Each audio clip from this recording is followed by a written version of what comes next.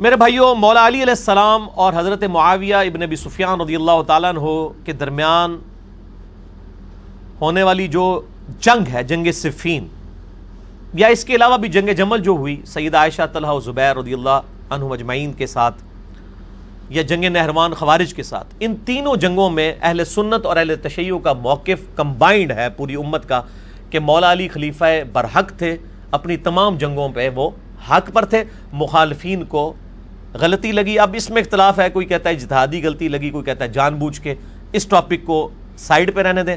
بہرحال حضرت علی کے حق ہونے پہ سب کے سب لوگ متفق ہیں۔ اب شیطانی وسوسے سے بچنے کے لیے کسی کو وسوسہ ہے کہ یہ ٹاپکس جو ڈسکس ہو رہے ہیں یہ تو علی کی اختراع ہے، بزرگوں نے تو کبھی یہ ٹاپک ڈسکس نہیں کیے، مشاجرات صحابہ پہ بالکل خاموشی اختیار کر لی جائے۔ وہ خاموشی یہ اختیار کی جائے کہ ان کو گالی گلوچ نہ کریں۔ جو ان ٹاپکس پہ احادیث آئی ہیں اور نبی علیہ السلام نے خود باتیں ارشاد فرمائی ہیں، تو کیا you are trying to teach your prophet? کیا آپ نبی کو خاموش کروائیں گے کہ آپ نے آنے والے جنگوں کے بارے میں جو کچھ یہ کہا ہے آپ کو نہیں کہنا چاہیے تھا؟ نعوذ باللہ من ذالک۔ مسند احمد کے اندر، المصنف ابن ابی شیبہ میں اور کئی کتابوں میں حدیث ہے کہ میری اس بیوی کا کیا حال ہوگا جس پہ حوض کے کتے بھونکیں گے۔ سیدہ عائشہ پہ بھونکے، وہ رو پڑیں، واپس جانے کا ارادہ کیا۔ اب نبی علیہ السلام کو تو اماں عائشہ کی عصمت کی ہم سے زیادہ قدر تھی، لیکن آپ نے تو سچائی بیان کی۔ یعنی میں تو کبھی اپنی بیوی کے بارے میں کوئی بات نہ کروں، اس کا کوئی نیگیٹو چیز ہائی لائٹ نہ کروں، لیکن نبی علیہ السلام کی پوسٹ جو ہے وہ صرف ایک خاوند کی سی تو نہیں تھی، بلکہ ایک اللہ کے ریپریزنٹیٹو تھے، اور مستقبل کی خبریں، علامات النبوہ کی یہ خبریں ہیں۔ دلائل النبوہ امام بیہقی نے 3,500 احادیث پہ پوری کتاب لکھی ہے، جس میں نبی علیہ السلام کو نبی ثابت کیا ہے اس بنیاد پہ کہ ان کی پروفیسیز اور مستقبل کی خبریں سچی ثابت ہوئی ہیں۔ اور میں اس پہ ایک جملہ بولتا ہوں جو آج تک کسی جگہ میں نے پڑھا نہیں ہے، کہ نبی علیہ السلام ایک جنگجو تھے یا پیغمبر تھے، اس میں فرق صرف یہی حدیثیں ہمیں کر کے بتائیں گے۔ کیونکہ دنیا میں جب بھی کوئی جنگجو آتا ہے نا تو وہ غلبہ حاصل کرتا ہے، اس کی وفات کے بعد پھر معاملات تتر بتر ہو جاتے ہیں۔ اسکندر اعظم کو دیکھ لیں، چنگیز خان کو دیکھ لیں، تو کافر کہتے ہیں کہ تمہارا نبی بھی ایک جنگجو تھا، عرب کے لوگوں کو ایک جھنڈے کے نیچے جمع کر کے اس نے رومن اور پرشین امپائر الٹوا دی، اسی لیے دیکھو جب وہ چلے گئے پیچھے یہ بھی لڑنا شروع ہو گئے۔ لاجیکلی تو بات ان کی بڑی ساؤنڈ ہے۔ اس کا تدارک ہمارے پاس صرف یہ ہے کہ اسکندر اعظم جب گیا تھا نا تو وہ یہ نہیں بتا کے گیا تھا کہ میرے مرنے کے بعد یہ ہوگا اور یہ بندہ یہ کرے گا۔ چنگیز خان بھی نہیں بتا کے گیا۔ یہ چیز آپ کو ممتاز کرتی ہے آپ صلی اللہ علیہ وآلہ وسلم کو دنیا کے جنگجو بادشاہوں سے۔ آپ تو حسین کے بارے میں رو رہے ہیں، مسند احمد میں حدیث ہے کہ میرے اس بچے کو فرات کے کنارے شہید کر دیا جائے گا اور 50 سال بعد۔ اچھا، اسی طریقے سے عمار ابن یاسر کو کہہ رہے ہیں کہ اس کو ایک باغی جماعت قتل کرے گی، اور کب؟ تقریباً 28-30 سال کے بعد۔ یہ تو ایک پورا ٹاپک ہے۔ امام بیہقی کی کتاب ہے المتوفا 458 ہجری، جو امام حاکم نیشا پوری کے شاگرد ہیں، دلائل النبوہ اردو میں چھپ چکی ہے 6 جلدوں میں، وہ آپ پڑھ کے دیکھیں کہ نبی علیہ السلام کی نبوت کی خبریں کیسے پوری ہوئیں۔ یہ آپ کو ممتاز کرتی ہے کہ آپ جنگجو نہیں تھے، اللہ کے پیغمبر تھے، اسی لیے آپ صلی اللہ علیہ وآلہ وسلم نے ٹائنیز ڈیٹیل تک اپنے بعد آنے والے واقعات، یعنی 1000 سال بعد تک کے واقعات جو اب ہم تو ہسٹری میں دیکھ سکتے ہیں، تاتاریوں کی جنگوں تک کا ذکر موجود ہے کہ کن لوگوں کے ساتھ مسلمانوں کی جنگیں ہوں گی۔ تو یہ فرق ہے میرے بھائیوں۔ تو یہ کوئی میری اختراع نہیں ہے، بلکہ اسپیسیفکلی جنگ جمل، صفین، نہروان کے اوپر باقاعدہ محدثین نے باب باندھے ہیں، اور اہل سنت کی سب سے بڑی کتاب اس روئے عرض پہ حدیث اور آثار کی ہے المصنف ابن ابی شیبہ، جو امام بخاری، امام مسلم کے استاد ہیں، اور مسلم شریف میں 1500 حدیثیں امام ابن ابی شیبہ سے ہیں۔ 20% آف صحیح مسلم جو ہے وہ امام ابن ابی شیبہ سے ہے۔ المتوفا 235 ہجری، تقریباً 39,000 احادیث اور آثار انہوں نے جمع کیے ہیں۔ 39,000۔ یہ اس کی آخری جلد ہے، یہ بھی اردو ترجمہ ہو کے مکتبہ رحمانیہ کی طرف سے آ چکا ہے۔ اس میں آپ کو بتاتا ہوں جنگ جمل، صفین، نہروان پہ پورے چیپٹر ہیں، اور یہ ہم نے چیپٹر اپنی ویب سائٹ پہ 5D ریسرچ پیپر کے نام سے 187 آثار چڑھا بھی دیے۔ یہ جی المصنف ابن ابی شیبہ، احادیث اور آثار کا اہل سنت کے پاس اس سے بڑا کوئی مجموعہ نہیں ہے. آلموسٹ 39,000 احادیث اور آثار کا مجموعہ ہے. اس کا آخری چیپٹر ہی ہے کتاب الجمل، جس میں 3 باب ہیں. پہلا سیدہ عائشہ طلحہ زبیر کے اس قافلے کے بارے میں، جمل کے بارے میں، دوسرا صفین کے بارے میں، اور تیسرا نہروان کے بارے میں. یہ ان کو دکھا دیں. 187 احادیث اور آثار انہوں نے جمع کیے ہیں کتاب الجمل چیپٹر میں. یہ ہم نے PDF اس کا بنا کے اپلوڈ کر دیا اپنی ویب سائٹ اہل سنت پاک.com پہ، ریسرچ پیپر نمبر 5D کے عنوان سے. ٹھیک ہے جی، تو وہ آپ پڑھ سکتے ہیں. یہ میں نے آپ کو اس لیے کلیئر کر دیا کہ تاکہ مشاجرات صحابہ پہ، صحابہ اکرام کے ان اختلافات پہ ہمارے محدثین نے باقاعدہ یعنی کتابیں لکھی ہیں، چیپٹرز بنائے ہیں. اب ہم آپ کو بھی اپنا ایک چیپٹر دکھاتے ہیں جو ہم نے بھی لکھا ہے الحمدللہ. یہ میرے بھائیوں، یہ آپ کو سب کو اینڈ پہ مل جائے گا انشاءاللہ تعالی.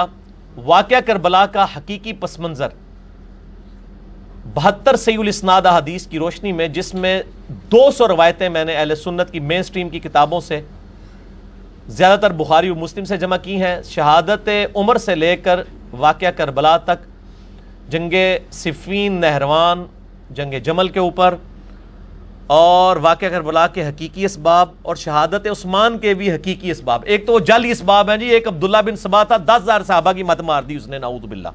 نہیں، چند لوگوں کی غلطیوں کو چھپانے کے لیے یہ ایک فرضی کریکٹر گھڑا. عبداللہ بن سبا آیا تھا بعد میں، لیکن مولا علی نے اسے قتل کروایا. شہادت عثمان میں اس کا کوئی دخل نہیں ہے. وہ کچھ اور اسباب تھے جو بخاری مسلم میں آئے ہیں، وہ میں نے بیان کیے ہیں. ویسے آپ میرے یوٹیوب پہ بھی کلپ دیکھ لیں، رپلائی ٹو ڈاکٹر اسرار رحمہ اللہ تعالی آن اسباب آف شہادت عثمان، ایک یہ کلپ ہے. اور رپلائی ٹو ڈاکٹر اسرار رحمہ اللہ تعالی آن کیا حضرت معاویہ کے کاتب وہی تھے، میں نے بتایا تھے لیکن کچھ اور چیزیں بھی تھیں.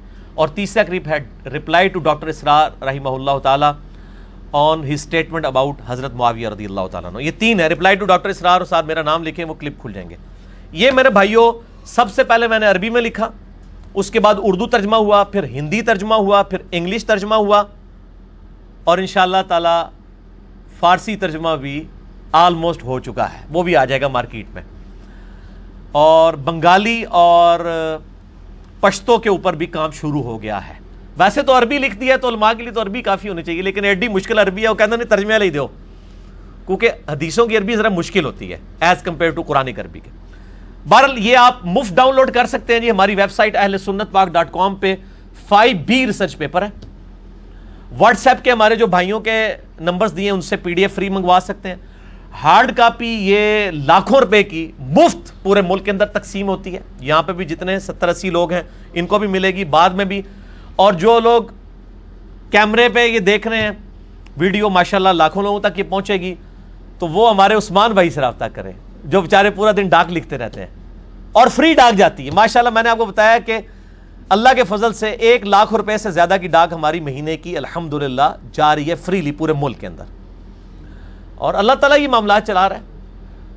اللہ تعالیٰ ان لوگوں کو جزائے خیر دے جو اس حوالے سے یعنی ہمیں ہیلپ آؤٹ کرتے ہیں، جو لوگ جس طریقے سے کر رہے ہیں. ہر بندے نے اپنی ڈیوٹی بانٹی. میری ڈیوٹی ویڈیو ریکارڈ کروانا ہے، فرحان بھائی کی ڈیوٹی جو ہے وہ ویڈیو کی ریکارڈنگ ہے، ورنہ تو ان کو بھی ہمیں 5-6 ہزار روپیہ ریکارڈنگ کا دینا پڑ جائے. یہ اپلوڈنگ کرتے ہیں فرحان بھائی. اس طرح ہر بندوں نے اپنی اپنی ڈیوٹیز بانٹی ہوئی ہیں. تو عثمان بھائی کا نمبر انٹرنیشنل نمبر نوٹ کر لیں، +92 پاکستان کا کوڈ ہے، اور پاکستان سے کریں گے تو 0321، باہر سے کریں گے تو +92 321 321 59000162 0321 59000162، اور باہر سے کریں گے تو +92 321 59000162. واٹس ایپ یوز نہیں کرتے، ان کو ٹیکسٹ کریں، فون پہ رابطہ کریں، فری آپ کے گھر میں 5B کی کاپی انشاءاللہ تعالی پہنچ جائے گی. آج میں جتنی باتیں کروں گا یا کر چکا ہوں وہ سب کی سب اس کے اندر موجود ہیں. تو آپ کو اب ٹینشن نہیں لینی، بے فکری سے گفتگو سنیں کہ بھئی میں نوٹس بنا لوں. نوٹس بنانے کی ضرورت نہیں، نوٹس آلریڈی ہم نے بنائے ہوئے ہیں اس حوالے سے الحمدللہ. گھنٹوں گفتگو ہو سکتی ہے اس ٹاپک کے اوپر میرے بھائیوں. 3 احادیث میں جنگ صفین چونکہ ڈسکس ہو رہی ہے میں اس حوالے سے پیش کر دوں، ورنہ صفین پہ ہی میں 3 گھنٹے بول سکتا ہوں. اس پمفلٹ میں نے حدیثیں دکھائی ہیں، یہ لکھ دی ہوئی ہیں. پہلی حدیث جامعہ ترمذی میں 2676، سنن نبی داؤد میں 4607، سنن ابن ماجہ میں 42 ہے۔ ارباز بن ساریہ رضی اللہ تعالیٰ عنہ کہتے ہیں بڑی مشہور حدیث ہے کہ نبی علیہ السلام نے اپنی وفات سے کچھ دن پہلے ایک بڑا بلیغ خطبہ دیا، ہر آنکھ اشک بار تھی، گویا کہ آپ دنیا سے رخصت ہو رہے ہیں، اور آپ نے فرمایا میرے بعد جو زندہ رہے گا بہت اختلاف دیکھے گا، دیکھنا اس وقت علیکم بسنتی و سنت الخلفاء الراشدین المہدیین، میرے بعد میری سنت اور میرے ہدایت یافتہ خلفاء راشدین کی سنت کو لازم پکڑ لینا، دین میں بدعتوں سے بچنا اور اپنی داڑھوں سے میرے خلفاء راشدین اور میری سنت کو مضبوطی سے پکڑ لینا، گمراہیوں سے بچنا، ہر گمراہی جو ہے وہ دین میں ہر نیا کام گمراہی ہے، اور سنن نسائی میں آگے الفاظ موجود ہیں ہر گمراہی دوزخ میں لے جانے والی ہے۔ تو میرے بھائی اسی لیے چاہے حضرت ابو بکر کے مخالفین ہوں، چاہے حضرت عثمان کے مخالفین ہوں، چاہے حضرت علی کے مخالفین ہوں، ہم تمام کو خلفائے راشدین کے خلاف بغاوت سمجھتے ہیں، اور ہم خلفائے راشدین کے ساتھ ہیں اور ان کے مخالفین کے خلاف ہیں۔ یہ نہیں ہے کہ حضرت عثمان کی جب شہادت ڈسکس ہو جس میں پیورلی کئی اصحاب بھی شامل ہیں، خود حضرت ابو بکر صدیق کا بیٹا ہے یہ ریولوشن چلانے والا محمد بن ابی بکر، بعد میں وہ پیچھے ہٹ گئے، تو ادھر کہنا چاہیے یہ صبائی پارٹی ہے، منافقین ہے، یہودیوں کی سازش ہے، جھوٹ بول رہے ہیں آپ۔ صحابہ کرام کو اختلاف ہو گیا تھا حضرت عثمان کی پالیسیز سے، وہ اختلاف جینون تھا، لیکن جو ایکسٹریم چلا گیا معاملہ وہ غلط تھا۔ اب یہ الگ سے ٹاپک ہے، وہ آپ یہ ریسرچ پیپر پڑھیں اور میری ویڈیوز دیکھیں، شہادت عثمان یوٹیوب پہ کہیں جا کے لکھیں نا تو میرے کلپ ٹاپ کے اوپر لاکھوں لوگ دیکھ چکے ہیں الحمدللہ۔ تو ہم خلفاء راشدین کے ساتھ ہیں، چاہے وہ حضرت ابو بکر ہوں، عمر ہوں، عثمان ہوں، علی ہوں رضی اللہ عنہم اجمعین۔ یہ نہیں ہے کہ آپ یہ حدیث جو ہے یہ آ کے اس کو کہیں کہ آپ یہ استعمال کے قابل نہیں ہے، حضرت عثمان پہ آگے بریک لگ گئی، نہیں، حضرت علی کے مخالفین بھی اسی کیٹیگری میں فال کرتے ہیں۔ تکفیر کسی کی نہ کریں، علمی اختلاف رکھیں۔ دوسری حدیث مسند احمد میں 11307 ہے، مستدرک للحاکم میں 4621 ہے، سنن نسائی الکبریٰ میں 8457 ہے، بالکل صحیح سند کے ساتھ۔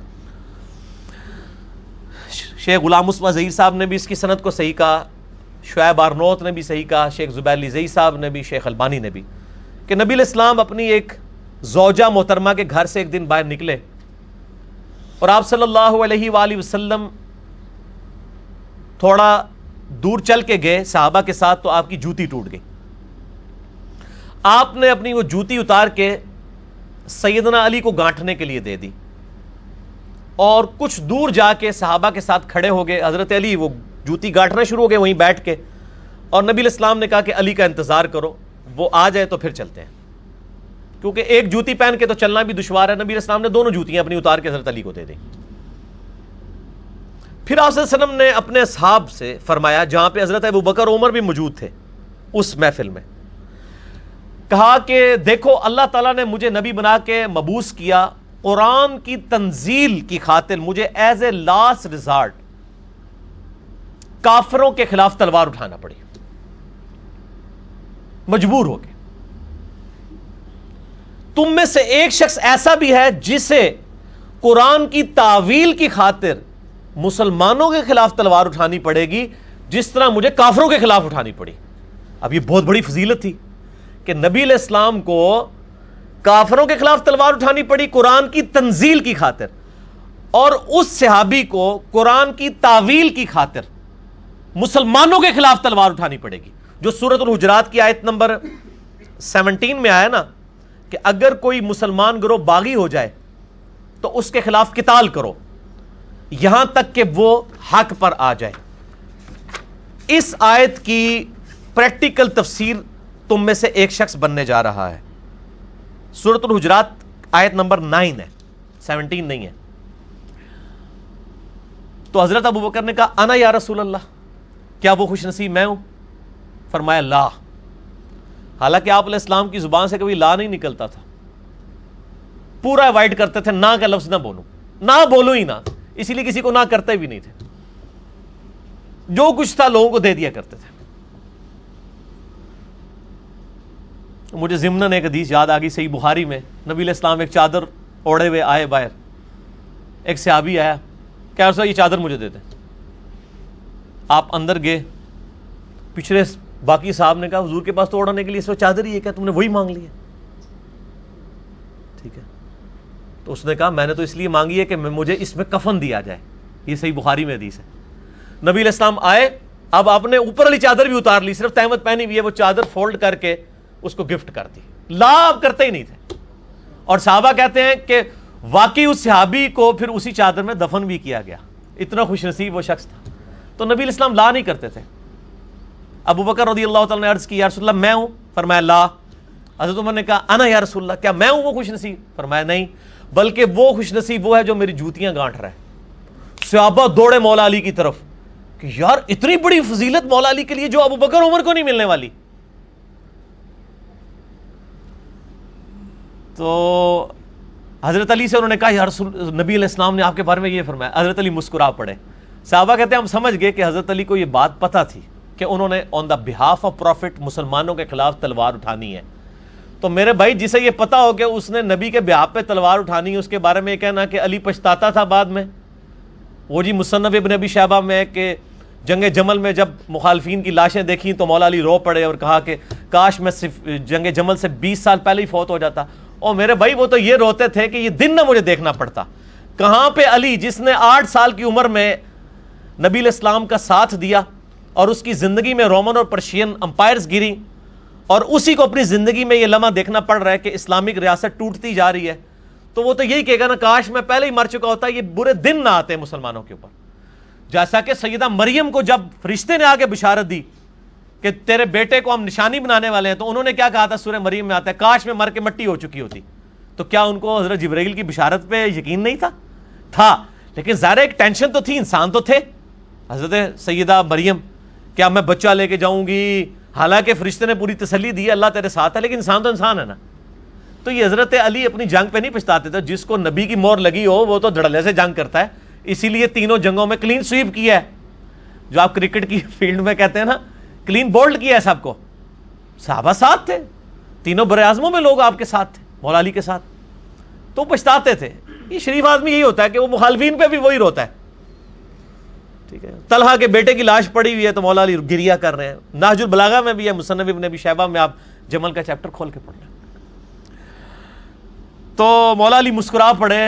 صحابہ کہتے ہیں ہمیں پتا چلا اچھا ان کو پتا ہے کہ انہوں نے آن دا بہاف آف پروفٹ یہ جنگیں لڑنی ہے. تیسری حدیث بخاری اور مسلم کی متفق علیہ حدیث ہے. بخاری میں 2812, مسلم میں 7320, اور بخاری میں ایک اور طریق بھی ہے 447, 2812 بھی ہے, 447 بھی.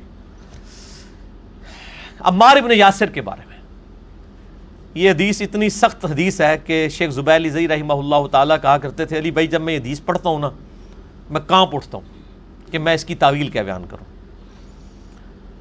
مسجد نبوی کی تعمیر کا موقع تھا یا خندق کا موقع تھا, بخاری مسلم کے الفاظ ہیں, اور بخاری کا میں جو طریق پڑھ رہا ہوں 2812 انٹرنیشنل نمبر کے مطابق اسلام 360 میں بھی آپ دیکھ لیں 447. باقی اصحاب ایک ایک پتھر اٹھا کے لا رہے ہیں. اے پتھر تو اڈے لے نہیں اٹھا وڈے وڈے وٹے. اور عمار ابن یاسر عمر اس وقت ان کی تقریباً 60 سال کے قریب تھی, 2 پتھر اٹھائے میں. اتنا جوش مسجد نبوی کی تعمیر میں. نبی علیہ السلام نے دیکھا, بڑا پیار آیا. اب دیکھیں نبی علیہ السلام کی کیفیت کیا ہوگی جن کو یہ بتایا جائے کہ آپ کے بعد اس کے ساتھ یہ ہونا ہے, اس کے ساتھ یہ ہونا ہے. میں کہتا ہوں ہمیں اگر پتہ چل جائے اپنی زندگی میں کہ میرے فلاں فلاں کے ساتھ یہ ہونا ہے, اس کی کیا حالت ہوگی. نبی علیہ السلام نے اپنے مبارک ہاتھوں سے عمار ابن یاسر کے جسم سے داڑھی سے مٹی جھاڑی. کہا وائے عمار, افسوس ہے عمار, تو ہی دین کے لیے اتنی خدمت کر رہا ہے. اے سمیہ کے بیٹے عمار, وائے افسوس, تجھے ایک باغی جماعت قتل کرے گی. تو انہیں اللہ اور جنت کی طرف بلا رہا ہوگا اور وہ باغی جماعت تجھے دوزخ کی طرف بلا رہی ہوگی. عمار کے مخالفین کو نبی علیہ السلام نے فرمایا باغی اور دوزخ کی طرف بلانے والی جماعت. سر یہ کسی شیعہ کا فتویٰ نہیں ہے, کسی سنی کا فتویٰ نہیں, نبی علیہ السلام کا فتویٰ ہے. صحیح بخاری 2812 اور 447. عمار نے کہا اے اللہ میں فتنوں سے تیری پناہ میں آتا ہوں. دعا ہی کر سکتے تھے, تقدیر میں تو فیصلہ ہو چکا ہوا تھا. عمار ابن یاسر جنگ جمل سیدہ عائشہ طلحہ زبیر کیوں ہارے؟ عمار ابن یاسر مولا علی کے ساتھ تھے. جب کوئی مولا علی کو کے ساتھ عمار بن یاسر کو دیکھتا تھا کہتے نا نا نا نا نا اس کے بارے میں تو نبی نے فرمایا ہوا ہے اسے باغی جماعت قتل کرے گی، پیچھے ہٹ جاؤ. اسی لیے سیدنا طلحہ بھی جنگ چھوڑ گئے، حضرت زبیر بھی پیچھے ہٹ گئے جنگ جمل میں. اب مسند احمد میں حدیث ہے 16,744 اور المستدرک للحاکم میں 5661، سلسلۃ الصحیحہ شیخ البانی کے 2008 ہے. امام ذہبی اور امام حاکم نے بھی اس حدیث کو صحیح کہا کہ ایک صلح حدیبیہ کا صحابی تھا ابو الغادیہ. مسند احمد میں ایک چیپٹر ہے مسند ابی الغادیہ، وہی آپ کھول کے پڑھ لیں. اس کے ہاتھوں عمار ابن یاسر شہید ہو گئے. وہ حضرت معاویہ کی طرف سے آیا تھا اور یہ حضرت علی کی طرف سے. بعد میں پوری زندگی ابو الغادیہ روتے تھے کہ نبی علیہ السلام نے فرمایا تھا کہ عمار کا قاتل اور مال لوٹنے والا دوزخ میں ہے، اور عمار کو وہ باغی جماعت قتل کرے گی کہ عمار ان کو جنت اور اللہ کی طرف بلائے گا اور وہ جماعت عمار کو دوزخ کی طرف بلائے گی، وَلِعَوْذُ بِاللَّهِ تعالی. اور اس پہ شیخ البانی نے پھر بڑے کمنٹس کیے ہیں، بڑے سخت کمنٹس کیے ہیں. آج وہ ٹائم نہیں میں اس کو ڈسکس کروں. آپ 5B ریسرچ پیپر پڑھ لیں، آپ کو یہ ساری حدیثیں مل جائیں گی. شیخ البانی کو تو صرف اہل حدیث مانیں گے نا. تو بعض ابن حجر اسقلانی نے لکھا کہ جی وہ ابو الغادیہ چونکہ صلح حدیبیہ کا صحابی تھا اس لیے بخشا جائے گا. شیخ البانی نے کہا اللہ کے نبی سے ٹکر مت لو، صلح حدیبیہ والے سارے بخشے جائیں گے، لیکن جس کو اسپیسیفائی حضور نے کر دیا کہ عمار کا قاتل اور مال لوٹنے والا دوزخ میں ہے، آپ اس کو جنت کی گارنٹی کس طرح دے رہے ہیں؟ وہ اسپیسیفک ہوگی نا. تو شیخ البانی نے بڑی جرت کی ہے. بہرحال یہاں پہ میں چونکہ بریلوی مکتبہ فکر کے حوالے سے ڈسکشن ہو رہی ہے اور دیوبند کے حوالے سے، تو میں ان کو حوالہ دیتا ہوں ان کے ہی بڑے امام کا، بہت بڑے امام ابن حجر اسقلانی نے فتح الباری لکھی صحیح بخاری کی شرح 852 ہجری میں فوت ہوئے. انہی کے زمانے میں ایک بہت بڑے حنفی عالم ہیں، میں دل سے ان کی بڑی قدر کرتا ہوں کیونکہ وہ بھی حب اہل بیت رکھنے والے تھے. امام بدر الدین عینی حنفی رحمہ اللہ تعالی، المتوفی 855 ہجری. ابن حجر 852 ہجری میں فوت ہوئے، 855 میں. دونوں نے ایک زمانے میں ہی بخاری کی شرح لکھی ہے. ان کی شرح ہے فتح الباری، ان کی ہے عمدۃ القاری. یہ حنفیوں کے مدرسے میں پڑھائی جاتی ہے. فقہ حنفی کو پورا ڈیفینڈ کرتے ہیں وہ. صحیح بخاری میں جب حدیث آئی نا 7083، جو حدیث ہے کہ جب ایک مسلمان دوسرے کے خلاف تلوار اٹھائے تو دونوں دوزخ میں. صحابہ نے پوچھا یا رسول اللہ قتل کرنے والا دوزخ میں، مقتول کیوں؟ فرمایا اس نے تو اپنے بھائی کے قتل کا ارادہ کیا تھا. اس کی شرح کرتے ہوئے انہوں نے یہ ایشو ڈسکس کیا کہ صحابہ بھی تو آپس میں لڑے ہیں، آپ ان دونوں میں سے کیا دونوں دوزخ میں جائیں گے؟ کریٹیکل ایشو تھا نا. اس ٹاپک کو میں ادھر ہی چھوڑتا ہوں.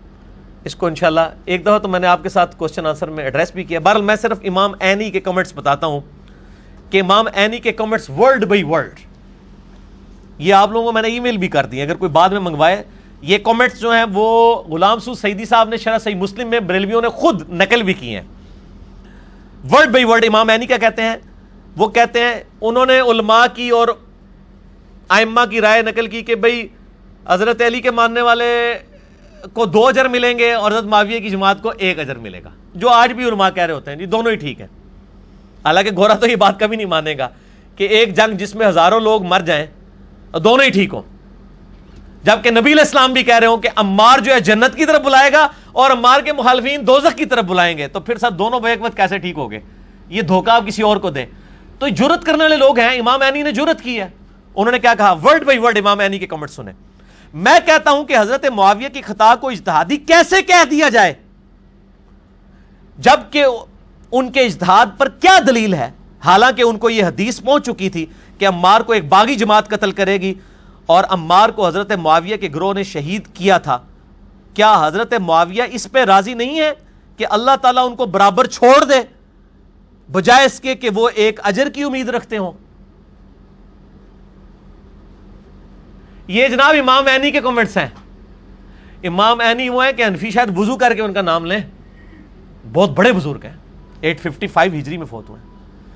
تو وہ کیا کہہ رہے ہیں کہ حضرت معاویہ اس پہ کیوں نہیں خوش ہوتے کہ اللہ تعالیٰ ان کو صحابی ہونے کی وجہ سے چھوڑ دے بجائے کہ آپ ان کو کہہ رہے ہیں 1 اجر ملے گا. کہ جب ان کو یہ حدیث بھی بعد میں پتہ چلا، یہ ان حدیثوں میں آتا ہے مسند احمد میں کہ بعد میں لوگوں نے آ کے بتایا بھی کہ یہ کیا ہو گیا ہے، تو انہوں نے پھر اپنی غلطی کی تعویل کی. انہوں نے کہا علی کیوں لے کے آیا تھا عمار کو ساتھ؟ نہ لے کے آتا تو نہ شہید ہوتا. پھر حضرت علی کو بھی غصہ آیا جب بات پہنچی. حضرت علی نے کہا کہ پھر معاویہ کو کہو کہ پھر حمزہ کا قاتل نبی علیہ السلام تھے, نہ لے کے جاتے تو نہ حمزہ قتل ہوتا. تو کہہ رہا ہے کہ میں عمار کا قاتل ہوں, تو پھر حمزہ کے قاتل نبی علیہ السلام تھے کہ غزوہ احد میں ساتھ لے کے گئے.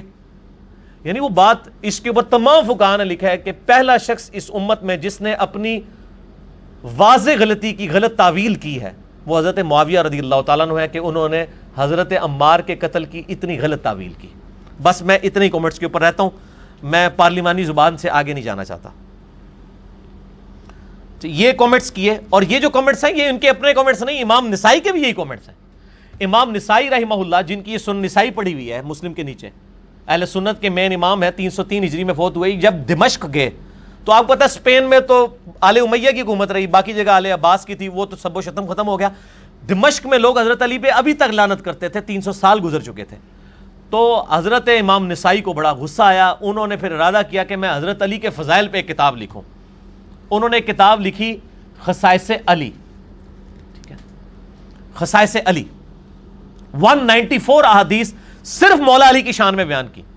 اور انہوں نے جب درس شروع کیا تو وہاں پہ لوگ ناسبی بیٹھے تھے. ناسبی وہ ہوتے ہیں جو حضرت علی سے بغض رکھتے ہیں, رافضی وہ ہوتے ہیں جو حضرت ابوبکر و عمر پہ سب و شتم کرتے ہیں. انہوں نے کہا جی حضرت معاویہ کی شان میں بھی کوئی حدیث بیان کریں. تو انہوں نے پہلے میرے لیے گل کی تھی کہ یار میری زبان بند رہنے دو. ان کا نہیں بتائیں. انہوں نے کہا کہ معاویہ کو اللہ تعالیٰ صحابی ہونے کی وجہ سے چھوڑ دے تو کیا تمہارے لیے کافی نہیں ہے؟ اور پھر کہا کہ مجھے تو معاویہ کے بارے میں صرف ایک صحیح حدیث پتہ ہے جو صحیح مسلم کے اندر موجود ہے کہ خدا اس کا پیٹ نہ بھرے. اب یہ ایک پورا ٹاپک ہے, صحیح مسلم میں حدیث ہے کہ نبی علیہ السلام نے ان کے بارے میں یہ بات کی تھی. وہ میرا آپ کلپ دیکھ لیں, رپلائی ٹو ڈاکٹر اسرار آن کیا حضرت معاویہ کاتب وحی تھے. وہ کاتب وحی والی بات جہاں سے لیتے ہیں اس میں پوری بات یہ بھی لکھی ہوئی ہے, میں اس کو سکپ کر رہا ہوں, 5B میں آپ خود پڑھ لیجئے گا. تو ان کا یہ حدیث ہی ہے, بس یہ بات کی تو ناسبی ان پہ ٹوٹ پڑے, ان کو اتنا مارا, ان کی شرمگاہ کے اوپر بھی ضربیں لگائی, حتیٰ کہ وہ قریب المرگ ہو گئے. تو انہوں نے وصیت کی کہ مجھے اسی حالت میں مکے لے جاؤ. مکے لے گئے, اور ان کی خواہش تھی کہ اہل بیت کے گھر تھے نا مکے میں جہاں پہ, انہوں نے کہا مجھے وہاں پہ دفن کرنا. اہل بیت کے لیے شہید ہوئے اور ان کی لاش وہاں پہ پھر دفن کی گئی. یہ جو باب بنو ہاشم ہے نا خانہ کعبہ شریف کا, اس کے پاس ان کو دفن کیا گیا. اب تو خیر وہ ان کی قبر کے آثار مٹ چکے ہیں, لیکن وہ اس طرف دفن کیے گئے تھے. یہ ان کی شہادت کا واقعہ تواتر کے ساتھ تمام ائمہ اہل سنت نے, امام زابی ہوں باقی ائمہ نے نقل کیا ہے کہ حضرت علی کی محبت میں یہ شہید ہوئے ہیں. امام نسائی انہوں نے بھی یہ الفاظ استعمال کیے تھے. خصائص علی انہوں نے لکھی, یہ بھی اردو میں آ چکی ہے. میں بریلویوں کا ترجمہ ہی دکھاتا ہوں. غلام سعود سعیدی صاحب میرے استاد, ان کے بڑے لائق ترین شاگرد, اور آپ سمجھ لیں یہ اس دور کے بریلویوں کے محدث ہیں. قاری ظہور احمد فیضی صاحب, میری ان سے پرسوں تقریباً آدھے گھنٹے کی فون پہ بات بھی ہوئی ہے, بڑی شفقت فرمائی انہوں نے خصائص علی کی شرح لکھی ہے آلموسٹ کوئی 1200-1300 صفحوں پہ. یہ یوٹیوب پہ ہم دکھا دیتے ہیں, آپ یہ خریدیں بھی. ضیاء القرآن پبلیکیشن سے بھی آپ کو مل جائے گی, مکتبہ باب العلم سے اور جامعہ علی المرتضیٰ لاہور سے شائع ہوئی ہے. ضیاء القرآن پبلیکیشن جو لاہور میں, ان کو فون کریں, ان سے بھی آپ کو یہ مل جائے گی خصائص علی. یہ دکھائے جی بریلویوں کا ترجمہ ہی ہے حضرت علی کی شان پہ 194 حدیث, اور انہوں نے تو ماشاءاللہ تمام تاریخی روایتیں اور تمام چیزیں بیان کی ہیں. اور اس کتاب کی فضیلت کے لیے میں آپ کو ایک بات ہی کافی ہے, اس کتاب کے اوپر تقریض لکھی بھی تو نہیں لیکن زبانی میں آپ کو بتا دیتا ہوں. ڈائریکٹ ایک بریلوی عالم دین ہے, مولانا طارق جمیل صاحب کے بڑے قریبی دوست ہیں, ان کا نام میں نہیں لیتا. وہ کہتے ہیں طارق جمیل صاحب نے یہ پوری کتاب پڑھی ہے خصائص علی ظہور احمد فیضی صاحب کی, اور کہتے ہیں کہ جی طارق جمیل صاحب کے الفاظ تھے کہ مولانا مودودی رحمہ اللہ تعالیٰ نے جو خلافت و ملوکیت لکھی ہے نا, اگر اس میں کہیں کوئی سکم باقی رہ گیا تھا نا تو اس شخص نے وہ پورا کر دیا. اور وہ کہتے ہیں کہ میں اس کو گریڈنگ میں خلافت و ملوکیت سے اوپر کتاب سمجھتا ہوں. یہ طارق جمیل صاحب نے کہا, ٹھیک ہے جی.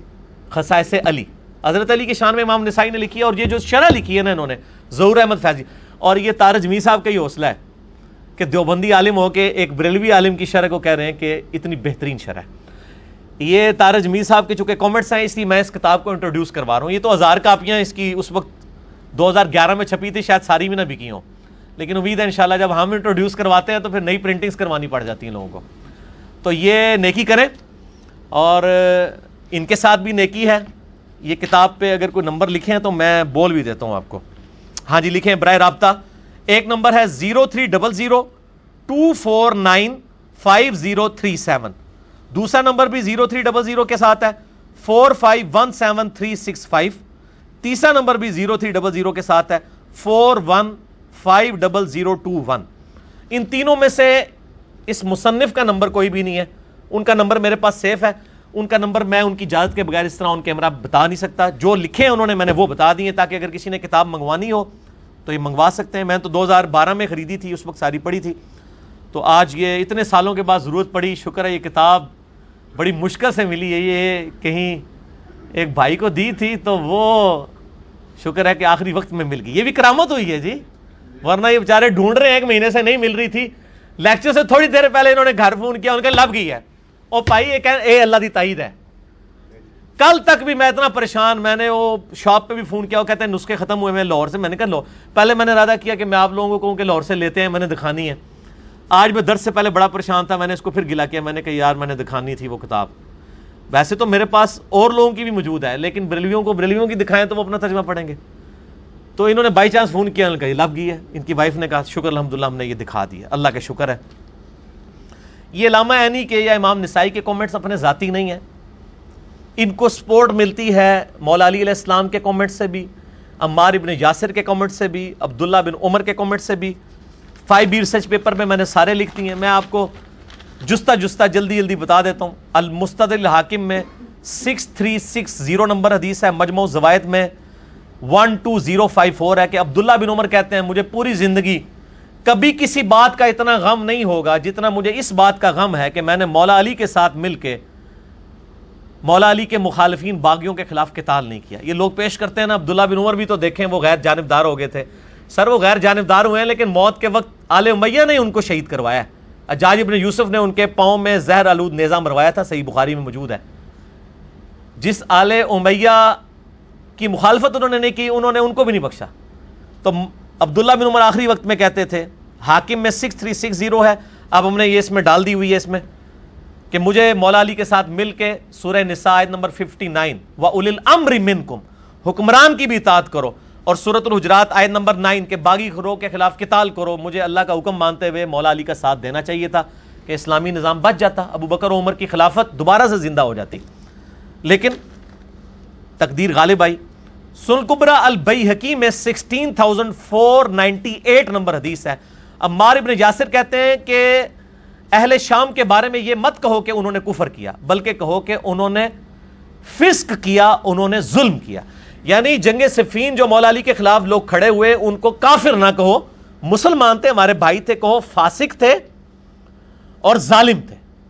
تو امام عینی نے اگر کہہ دیا تو وہ بہت چھوٹے الفاظ ہیں. اب ہمارے ابن یاسر تو کہہ رہے ہیں فاسق اور ظالم.